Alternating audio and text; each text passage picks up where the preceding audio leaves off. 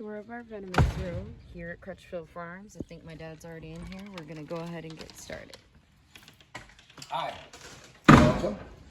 I don't keep so many venomous snakes anymore, to be honest with you, as I have in the past. I keep a few North American venomous reptiles, which I'll show you here in a few minutes. But I'm primarily interested in breeding the Mangshan vipers. I first learned of the existence of Mangshan vipers in the very early 2000s, maybe 2006 or 2007. They weren't known to science until the early 2000s at all, and they were discovered in the Mangshan Mountains in China, but it's only the entire area where they occur in nature is only about 60 square kilometers. So a friend of mine in Hong Kong had some, and I first imported 25 pairs, and then I imported a bigger shipment after that with 50 pairs. Okay, I sold most of them. I kept back 2 males and 2 females, and all of them were babies, just right out of the egg. And I had some issues and lost, I kept back 2.2 for me. I lost both males in a freak accident involving a cage and them getting jammed. And then I lost one of the females outside where she got a tick in her heat pit, and her heat pit swelled up. We took her into the vet, of course, and removed it, but we lost her of a secondary infection, even with veterinary treatment. And I was left with one Mangshan viper, which was Mei Mei, which I still have. Mei Mei means sister in Chinese, or little sister, and she this year would be 13 years old. She's one of the original ones that I brought back.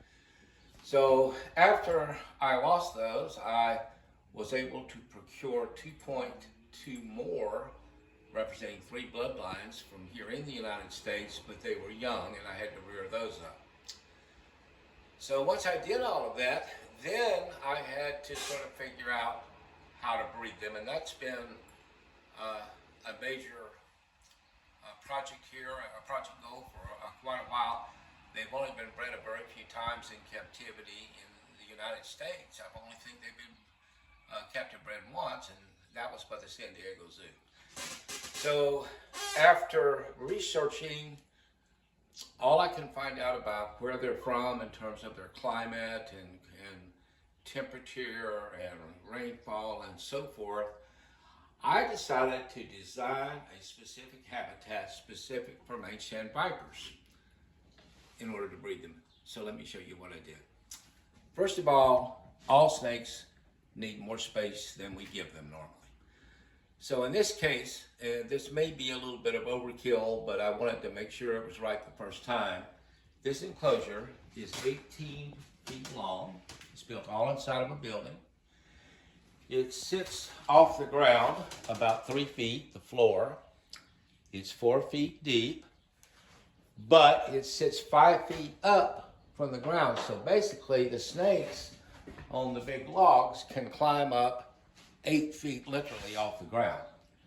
Now, if you look very close at the windows, you can see how heavily fortified they are with welded wire from the outside and metal and so forth, and more wire on the inside, and the glass is not there. So these snakes get actual rainfall and real sunlight.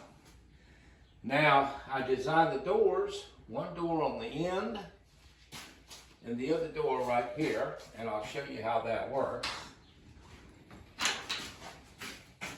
Because you want to make sure with big vipers like this that you have plenty of room to maneuver.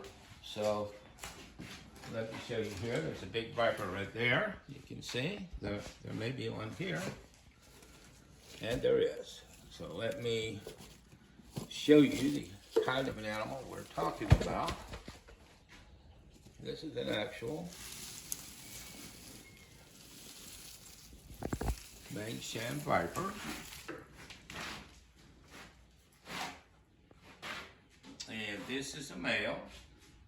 Cage furniture. Now we have the big piece of cork bark there and another piece there, because I have it here sort of between the two cages, because I can make this 2 cages if I want to, each of which is 9 feet long, by simply putting this down and locking it into place. But right now, we have it open so they can utilize all of it. So let's just walk on down. Let me secure this snake back.